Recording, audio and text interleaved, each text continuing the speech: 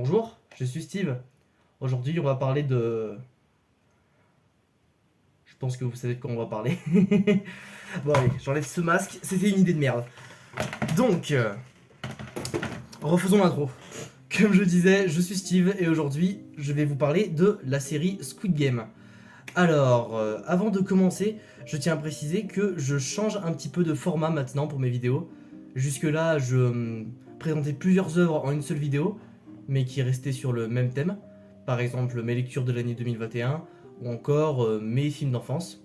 Là maintenant, je vais plutôt faire quelque chose qui sera mieux pour moi et mieux pour les possibles personnes qui me regardent. C'est que je vais présenter une œuvre à la fois. Donc aujourd'hui, je vais parler par exemple d'une seule série et je ne vais pas en parler plus. Parce que sinon, de 1, la vidéo est trop longue, de 2, c'est trop long à monter, et je suis un immense flemmard, donc j'ai pas envie de monter une vidéo trop longue. Ensuite, en plus de ça, ça sera beaucoup plus agréable à regarder, donc je pense que c'est la meilleure décision à prendre. Donc, comme je le disais, aujourd'hui, nous allons parler de la série Squid Game. Alors, Squid Game est une série sortie en 2021 et sortie sur Netflix. Elle a fait un succès énorme, pas besoin de vous la décrire plus que ça, vous en avez forcément entendu parler. Elle a été énormément partagée sur les réseaux sociaux. Ça a été, je pense, la série la plus vue sur Netflix, je pense. Je me suis pas renseigné, mais je pense que ça l'est même plus que La Casa des Papel. Encore une fois, mes vidéos sont très travaillées, je ne me suis pas renseigné à l'avance, vous voyez bien. Du coup, je vais d'abord commencer à donner un petit résumé. Un petit résumé rapide de ce qu'est la série. Alors aujourd'hui, j'ai pas de feuille avec moi, donc je vais seulement vous faire un résumé très simple. Alors, cette série du coup nous conte l'histoire de Seong Ji-hoon, c'est peut-être son nom, j'espère que je ne me trompe pas sur son nom. Un jeune homme qui a beaucoup de problèmes d'argent, qui est endetté jusqu'au cou, qui a beaucoup de problèmes avec une espèce de mafia qui lui soutire de l'argent. Il s'est séparé de sa femme, sa fille vit chez sa femme, donc vraiment une sale période pour lui, on peut le dire. Et jusqu'au jour où il rencontre un mystérieux homme dans le métro qui va lui proposer de participer à des jeux pour gagner une énorme somme d'argent. La somme en question, je crois que c'est des milliards et des milliards de won. Du coup, il va accepter d'y participer et va se retrouver dans un espèce d'énorme complexe étrange avec des organisateurs tout aussi étranges, avec des masques bizarres. Masque bizarre en question, le voici. Et du coup, il va se rendre compte qu'il pendant 6 jours, il va devoir jouer à 6 jeux pour enfants. En tout, ils sont 456. À la fin, il ne restera qu'un seul. Mais dès la première épreuve, il va vite se rendre compte que ce qui était à la base juste des jeux pour enfants vont devenir des jeux mortels et va devenir un vrai cauchemar. Et je pense que j'ai fait un assez court résumé et je pense que c'est assez compréhensible avec ce que je viens de dire. Donc, le premier point que je souhaite aborder avec cette série, c'est que je vais faire un petit trigger warning. Je le marque juste ici en gros pour vous prévenir. Énorme trigger warning. Cette série est très dure psychologiquement à regarder et aussi physiquement à regarder. Il y a des scènes très gore. Il n'y a pas juste du sang, il y a aussi des scènes assez réalistes où on voit des choses assez dégueulasses. Donc si vous craignez ça, ne regardez pas la série, c'est mieux pour vous. Et aussi psychologiquement, ça peut vous affecter comme si c'était des événements réels. Parce que la série est très réaliste, je reviendrai là-dessus plus tard. Donc voilà, faites attention à vous. Et soyez sûr que tout ça c'est ok pour vous avant de regarder la série. La regardez pas sur un coup de tête juste parce que c'est à la mode. Renseignez-vous bien avant de la regarder et prenez soin de vous. Maintenant, je vais pouvoir commencer mon avis sur la série. Tout d'abord, ce que j'aimerais parler de l'ambiance générale de la série. L'ambiance m'a vraiment marqué personnellement. Je me rappelle encore aujourd'hui, des mois et des semaines après, c'est une ambiance qui m'a sauté aux yeux. Que ce soit les décors, les musiques, les costumes, tout est brillant dans cette série. Vraiment, rien que les costumes des soldats, je veux dire, enfin les soldats, les organisateurs, je vais essayer de vous mettre une photo à l'écran.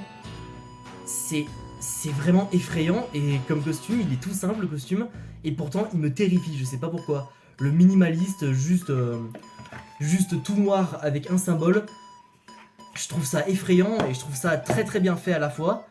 Donc félicitations au créateur de la série parce qu'il a fait un travail incroyable sur les costumes et surtout sur les décors. La fameuse scène de l'escalier qu'on voit un petit peu partout, c'est super bien fait. Et surtout les musiques. Les musiques, je vais en mettre quelques-unes en fond. Elles sont tout simplement brillantes. Elles nous mettent dans l'ambiance.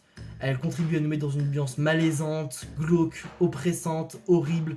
Et ça marche super bien. Du coup maintenant j'aimerais aussi vous parler de quelque chose qui m'a beaucoup marqué. C'est le jeu des acteurs. C'est à la fois un point négatif et un point positif en fait. C'est un petit peu compliqué. En fait, les acteurs sont tous parfaits, je trouve, vraiment tous. Pourtant, en tout, il y a énormément d'acteurs.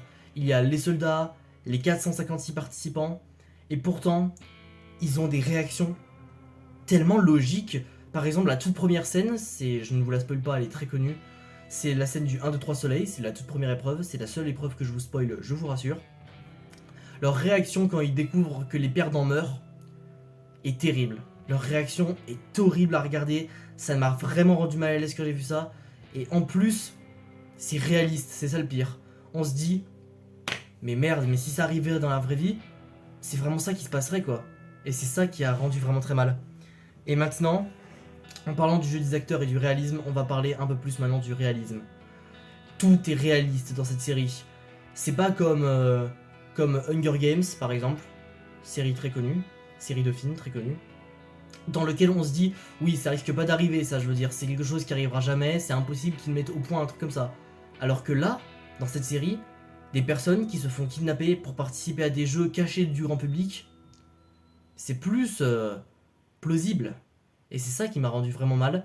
Du coup, je le précise encore une fois, je suis désolé si j'insiste beaucoup sur ce sujet, mais cette série m'a vraiment marqué, certes, mais m'a également rendu très mal sur certains épisodes. Il y a certains épisodes où vraiment quand je l'avais terminé, j'étais en mode waouh. Ah ouais, quand même. Je vais me regarder des dessins animés pour essayer de penser à autre chose parce que là vraiment des fois après certains épisodes, t'as besoin de passer à autre chose parce que vraiment moi personnellement, encore une fois parce que je suis très sensible, ça m'a vraiment rendu très mal sur certains moments.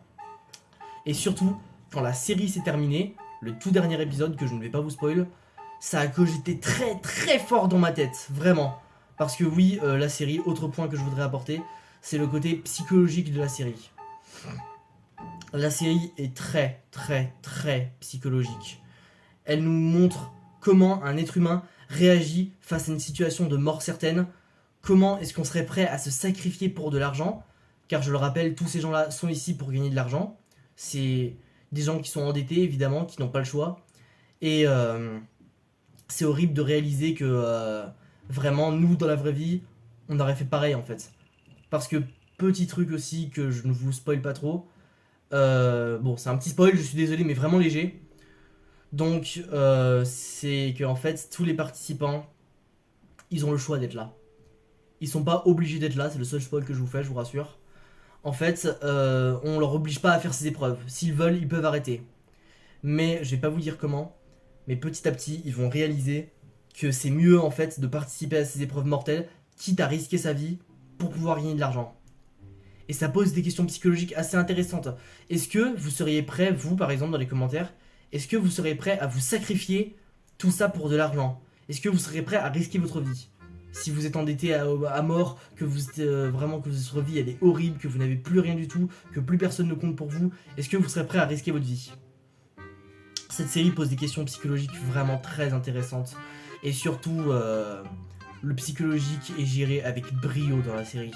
La réaction des personnages, tout ça, ça m'a vraiment très touché et m'a vraiment choqué.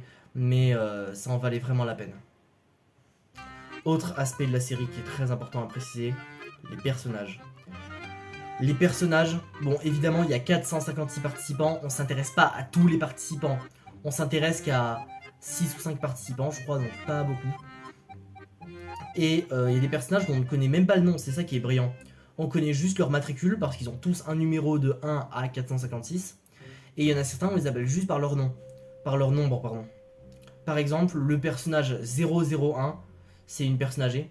Et ce personnage est incroyable. Dès le premier épisode, il m'a direct intrigué. Et je me suis dit, ok, je m'en fiche, je regarde la série. Je m'en fiche si ça me choque. Je veux savoir qui est ce personnage, pourquoi il est si bizarre, pourquoi est-ce qu'il semble joyeux pendant les jeux. C'est un type vraiment bizarre et il est vraiment très intéressant.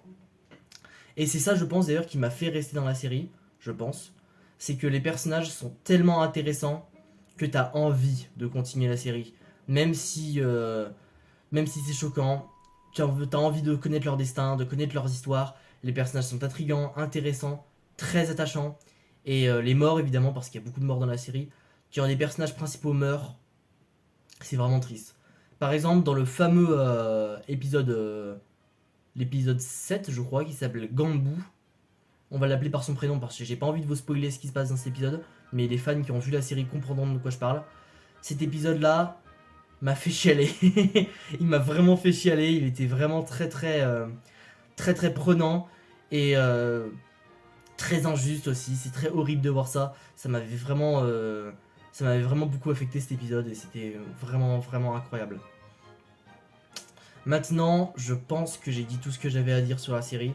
On va donc en arriver à la conclusion. Donc pour conclure, cette série a été vraiment très prenante pour moi. Elle m'a vraiment affecté, elle m'a vraiment plu. Et je pense que c'est une des meilleures séries que j'ai vues récemment. Je pense, sans hésitation. Honnêtement, maintenant que la série est terminée, j'ai du mal à passer à autre chose, mais maintenant, je sais pas pourquoi, mais cette série m'a vraiment obsédé, son ambiance envoûtante, tout ça m'a vraiment plu. Et, euh, et la fin, surtout, que je ne vous spoil pas, m'a vraiment atteinte. Et une chose est sûre, je regrette pas de l'avoir regardé. Même s'il y a des scènes de gore assez choquantes qui m'ont pas vraiment plu, vraiment, je regrette pas de l'avoir vu, c'est sûr. Je ne la conseille pas à tous cette série, mais si le gore et le psychologique ne vous dérangent pas, je vous invite à la voir. Elle en vaut vraiment la peine. C'est une très bonne série. Elle a peut-être été un peu surcotée pour beaucoup de personnes. Pour moi, elle n'est pas surcotée pour moi. Je pense qu'elle a le succès qu'elle mérite en fait. C'est comme la Casa des Papel. Elle a le succès qu'elle mérite cette série. Même si évidemment des gens en fait tout à plat pour rien. Ah oui, et aussi, petite anecdote à préciser, Netflix a annoncé très récemment qu'ils vont faire une télé-réalité inspirée de Squid Game, qui s'appelle Squid Game The Challenge, et tout le monde dans le monde peut y participer, et du coup ils vont faire du Squid Game dans la vraie vie quoi. Voilà, c'est juste une petite info que j'ai envie de préciser. Il y a un formulaire pour s'inscrire que je vous mettrai pas dans la description parce que je veux pas vous inciter à vous inscrire à ce jeu. Mais il y a un formulaire trouvable sur internet et on peut s'inscrire à ce jeu. Voilà, ça m'a vraiment surpris et j'ai vraiment très hâte de voir ce que ça va donner. Peut-être que je ferai une vidéo sur cette télé-réalité parce que je pense que ça en vaudra le coup. Donc, c'est la fin de cette vidéo. Elle est beaucoup plus petite que d'habitude. Normal. Pour une fois, j'ai décidé de faire des choses beaucoup plus simples. J'ai pas envie de faire des vidéos trop longues. Comme ça, les vidéos prendront moins de temps à sortir. Vous pourrez les regarder plus vite. Et ce sera plus simple pour tout le monde. Donc, je vous souhaite à toutes et à tous une très bonne journée. J'espère que vous avez apprécié cette vidéo. Si c'est le cas, n'hésitez pas à la liker et à me dire votre avis sur la série, surtout. C'est important, dites-moi votre avis sur la série si vous l'avez vu en commentaire. Évidemment, si vous l'avez vu. Si vous l'avez pas vu, bah... me dites pas votre avis. Enfin, ça me paraît logique.